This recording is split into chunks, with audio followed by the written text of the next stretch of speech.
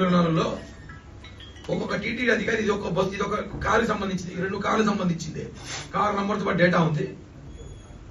ఒక్కొక్క అధికారి టీటీడీలో పనిచేసే గత ప్రభుత్వం అధికారి వాళ్ళ ఇంటికి 70 కిలోమీటర్ 90 కిలోమీటర్ ఉంటుంది.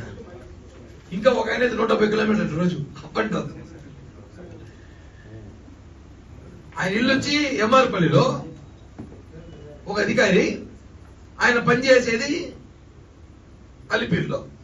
ఎంఆర్పల్లి అలిపిరి ఈడ్చి తిరిగినా కూడా ఓ 10 సార్లు తిరిగినా కూడా 30 కిలోమీటర్లు, ఒక 50 వస్తుంది. ఆయన రోజు 70 కిలోమీటర్లు 90 కిలోమీటర్లు తిరిగినాడు. ఎందుకు, ఎలా సాధ్యం? ట్రావెల్స్ ఏమి తిప్పుకున్నారా?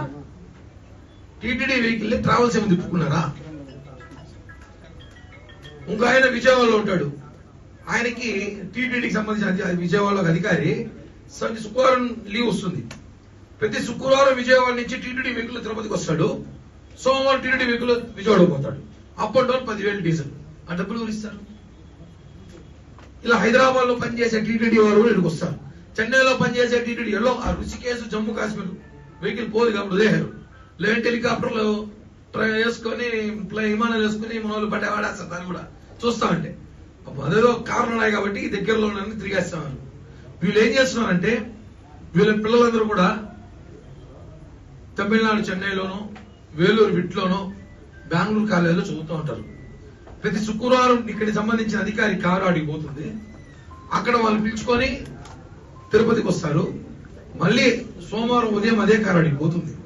అంటే వీళ్ళు తిరుమల తిరుపతి దేవస్థానం వెంకటేశ్వరం డబ్బులతో వీళ్ళ జల్సాలు వాడుకుంటూ తిరుమల తిరుపతి దేవస్థానం టీటీడీ సంబంధించిన కార్లని వీళ్ళ ట్యాక్సీకి వాడుకున్నారు. దానికి ఉదాహరణే నా దగ్గర ఒక 10 ఉన్నాయి.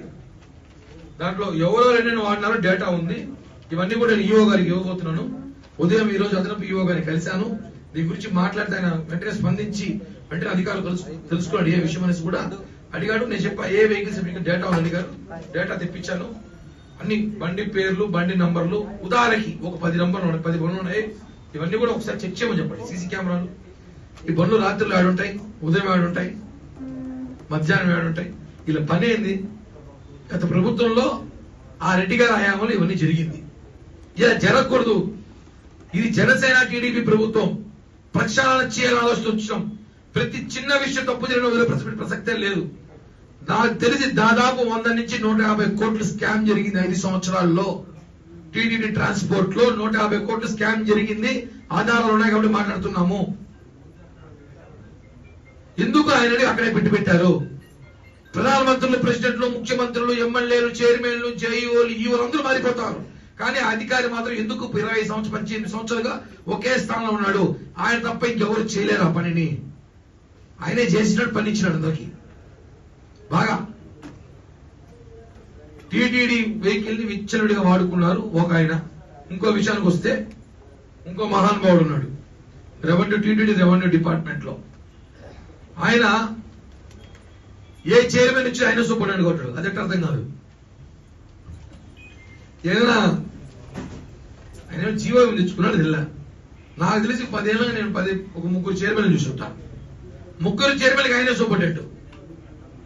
ఏ ప్రభుత్వం ఆయన సూపరింటెండెంట్ తెలియదు. ఆయన కూడా గత ప్రభుత్వంలో తిరుమల రెవెన్యూ డిపార్ట్మెంట్ లో ఒక కీలకమైన అధికారిగా ఉండి విచ్చలవిడిగా తట్టలు తిరుమలలో ఆయనకి ఎవరు జీ హుజూర్ అంటారో, ఎవరు సలాం కొడతారో, ఆయన సంబంధించిన 1-2 మీడియా వాళ్ళు సలాం కొట్టి మీడియా వాళ్ళు ఉన్నారు.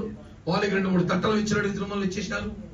ఆయనకి ఎవరైతే వాళ్ళ ఇంటికాడ పాలు పోసి వాళ్ళ ఇంటి పిల్లలకి స్కూల్ తీసుకెళ్తారో వాళ్ళకి తట్టలు ఇచ్చేసినారు.